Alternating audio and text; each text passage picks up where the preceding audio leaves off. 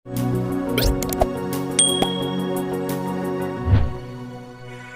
Hello friends, welcome back to my YouTube channel. ಎಲ್ಲರೂ ಹೇಗಿದ್ದೀರಾ? ಎಲ್ಲರೂ ಚೆನ್ನಾಗಿದ್ದೀರಾ ಅಂತ ಅಂದ್ಕೊಂಡಿದ್ದೀನಿ. ನಾನಿವತ್ತು ಆಗ್ಲಕಾಯಿ ಪಲ್ಯ ಅಂದರೆ ಕಹಿ ಇಲ್ದಲೆ ಯಾವ ಥರ ಮಾಡೋದು, ಹಾಗೆ ಚಪಾತಿಗೆ ಅನ್ನಕ್ಕೆ ಯಾವ ಥರ ಮಾಡಿದ್ರೆ ಚೆನ್ನಾಗಿರುತ್ತೆ ಅನ್ನೋದನ್ನ ನಾನು ತೋರಿಸ್ಕೊಡ್ತಾ ಇದ್ದೀನಿ. ಇಲ್ಲಿ ನಾನು 3 ಆಗ್ಲಕಾಯಿ ತೊಗೊಂಡಿದ್ದೀನಿ. ಅಂದರೆ 1/4 kg ಒಂದು ಸ್ವಲ್ಪ, ಇಲ್ಲ 750 ಗ್ರಾಮ್ ತೊಗೊಂಡಿದ್ದೀನಿ. ಹೀಗೆ ಚಿಕ್ಕ ಚಿಕ್ಕದಾಗಿ ಕಟ್ ಮಾಡ್ಕೋಬೇಕು. ಅಂದರೆ ದೊಡ್ಡ ಕಟ್ ಮಾಡ್ಕೊಂಡ್ರೆ ಏನಾಗುತ್ತೆ, ಬಾಯಿಗೆ ಸಿಗೋದ್ರಿಂದ ಕಹಿ ಹಾಗೆ ಆಗುತ್ತೆ. ಅದಕ್ಕೋಸ್ಕರ ಚಿಕ್ಕ ಚಿಕ್ಕದಾಗಿ ಕಟ್ ಮಾಡ್ಕೋಬೇಕಾಗುತ್ತೆ. ಹಾಗೆ ನಾನು ಇಲ್ಲಿ 3 ಈರುಳ್ಳಿ ತೊಗೊಂಡಿದ್ದೀನಿ, 2 ಟೊಮೊಟೊ ತೊಗೊಂಡಿದ್ದೀನಿ. ಇದನ್ನು ನಾನು ಇವಾಗ ಕಟ್ ಮಾಡ್ಕೊತೀನಿ. ನೋಡಿ, ಇವಾಗ ಒಂದು ಪಾತ್ರೆಗೆ ಎಣ್ಣೆ 1-2-3 ಸ್ಪೂನ್ ಅಷ್ಟು ಹಾಕ್ಬಿಟ್ಟು ಎಣ್ಣೆ ಕಾದ್ಮೇಲೆ ಸಾಸಿವೆ ಹಾಕಿದ್ದೀನಿ. ಸಾಸಿವೆ ಹಾಕಿದ್ಮೇಲೆ ಈರುಳ್ಳಿನ ಇವಾಗ ಚೆನ್ನಾಗಿ ಫ್ರೈ ಮಾಡ್ಕೋಬೇಕಾಗುತ್ತೆ. ನಾವು ಚಿಕ್ಕ ಚಿಕ್ಕದಾಗಿ ಕಟ್ ಮಾಡ್ಕೊಂಡಿದ್ದೀನಿ ನಾನು. ನಿಮಗೆ ಉದ್ದುದ್ದ ಬೇಕು ಅಂತಂದರೆ ಕಡ್ಡಿ ಥರನಾದ್ರು ಕಟ್ ಮಾಡ್ಕೋಬೋದು, ಇಲ್ಲ ಈ ಥರನಾದರೂ ಇನ್ನೂ ಸಣ್ಣ ಕಟ್ ಮಾಡ್ಕೊತೀನಿ ಅಂದರೆ ಕಟ್ ಮಾಡ್ಕೋಬೋದು ನೀವು. ನಾನು ಇದನ್ನು ಇವಾಗ ಚೆನ್ನಾಗಿ ಫ್ರೈ ಮಾಡ್ಕೋಬೇಕು. ಅಂದರೆ ಬ್ರೌನ್ ಕಲರ್ ಬರೋವರೆಗೂ ಚೆನ್ನಾಗೇ ಫ್ರೈ ಮಾಡಿಕೊಂಡು, ನೀವು ಜಾಸ್ತಿ ಜನಕ್ಕೆ ಮಾಡ್ತೀನಿ ಪಲ್ಯನ ಅಂತ ಅಂದರೆ ಆಗ್ಲಕಾಯಿನ ಕ್ವಾಂಟಿಟಿನ ಜಾಸ್ತಿ ತೊಗೋಬೇಕಾಗುತ್ತೆ. ನಾನಿಲ್ಲಿ 3 ತೊಗೊಂಡಿದ್ದೀನಿ. ಒಂದು 4 ಜನಕ್ಕೆ 2 ಹೊತ್ತಿಗೆ ರೈಸ್ಗಾದರೂ ಆಯಿತು, ಚಪಾತಿಗಾದರೂ ಆಯಿತು, ಚೆನ್ನಾಗಿರುತ್ತೆ. ಅದಕ್ಕೋಸ್ಕರ ಇವಾಗ ಒಂದು ಸ್ವಲ್ಪ ಕರ್ಬೇವಿನ ಸೊಪ್ಪು ಹಾಕ್ಬಿಟ್ಟು ಚೆನ್ನಾಗಿ ಫ್ರೈ ಮಾಡ್ಕೋಬೇಕಾಗುತ್ತೆ. ನೋಡಿ, ಫ್ರೈ ಮಾಡ್ಕೊತೀನಿ. ಬ್ರೌನ್ ಕಲರ್ ಅಂದರೆ ಈರುಳ್ಳಿನೂ ಬ್ರೌನ್ ಕಲರ್ ಬರುತ್ತೆ, ಚೆನ್ನಾಗಿ ಹಂಗೆ ಫ್ರೈ ಆಗುತ್ತೆ ಕರ್ಬೇವಿನ ಸೊಪ್ಪು ಅಂತ ಹೇಳ್ಬಿಟ್ಟು ಹಾಕ್ಬಿಟ್ಟು ಇವಾಗಲೇ ಫ್ರೈ ಮಾಡ್ಕೊಳ್ತಾ ಇದ್ದೀನಿ. ಹಾಗೆಯೇ ನಾವಿಲ್ಲಿ ಟೊಮೊಟೊ ಹಾಕೋ ಬದಲು ಹುಣ್ಸೆ ಹುಳಿನಾದರೂ ಹಾಕ್ಕೋಬೋದು. ನಾನಿಲ್ಲಿ ಟೊಮೊಟೊನ ಮಾತ್ರ ಆ್ಯಡ್ ಮಾಡ್ಕೊಳ್ತಾ ಇದ್ದೀನಿ.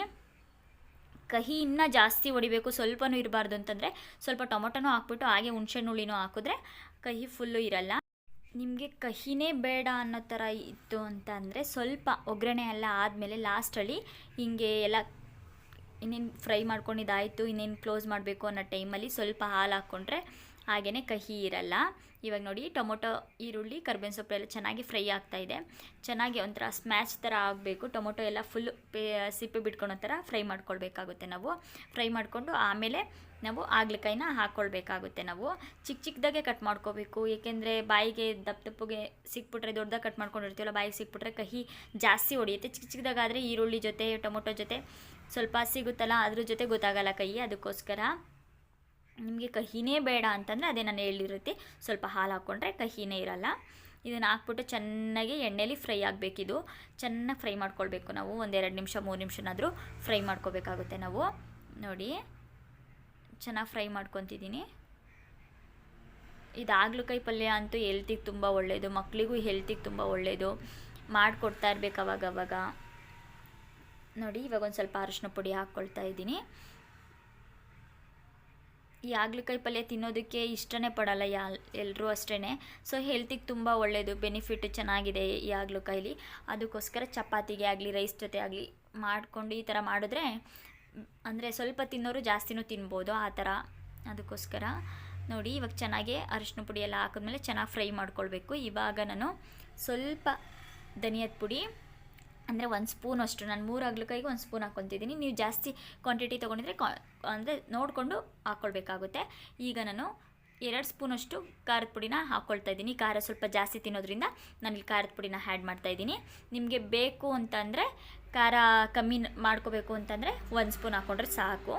ನೋಡಿ, ನಾನಿಲ್ಲಿ ಖಾರ ಜಾಸ್ತಿ ಬೇಕಾಗಿರೋದ್ರಿಂದ ನಾನು 2 ಸ್ಪೂನ್ ಹಾಕ್ಕೊಂಡಿದ್ದೀನಿ. ಹಾಕ್ಬಿಟ್ಟು ಚೆನ್ನಾಗಿ ಮಿಕ್ಸ್ ಮಾಡಿಕೊಂಡು ಫ್ರೈ ಮಾಡ್ಕೊಳ್ತಾ ಇದ್ದೀನಿ. ಖಾರ ಎಲ್ಲ ಆಗ್ಲಕಾಯಿಗೆಲ್ಲ ಹಿಡಿಬೇಕಲ್ಲ, ಅದಕ್ಕೋಸ್ಕರ ಚೆನ್ನಾಗಿ ಫ್ರೈ ಮಾಡ್ಕೊಳ್ತಾ ಇದ್ದೀನಿ.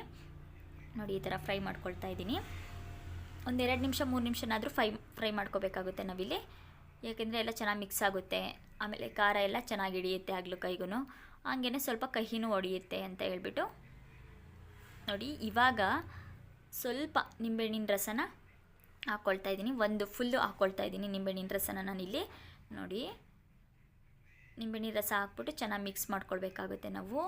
ಆಗ್ಲಕಾಯಿಲಿ ಕಹಿ ಹೊಡೆಯೋದಕ್ಕೆ ನಿಂಬೆಹಣ್ಣು, ಹಾಲು ಏನು ಬೇಕಾದರೂ ಹಾಕ್ಕೋಬೋದು. ಹುಣಸೆ ಹುಳಿ ಒಂದು ಸ್ವಲ್ಪ ಜಾಸ್ತಿ ಹಾಕ್ಕೊಂಡ್ರೆ ಸ್ವಲ್ಪ ಕಹಿ ಹೊಡೆಯುತ್ತೆ, ಆದರೆ ಹಾಲು ಹಾಕಿದ್ರೆ ಸ್ವಲ್ಪ ಜಾಸ್ತಿನೇ ಹೊಡೆಯುತ್ತೆ ಕಹಿ.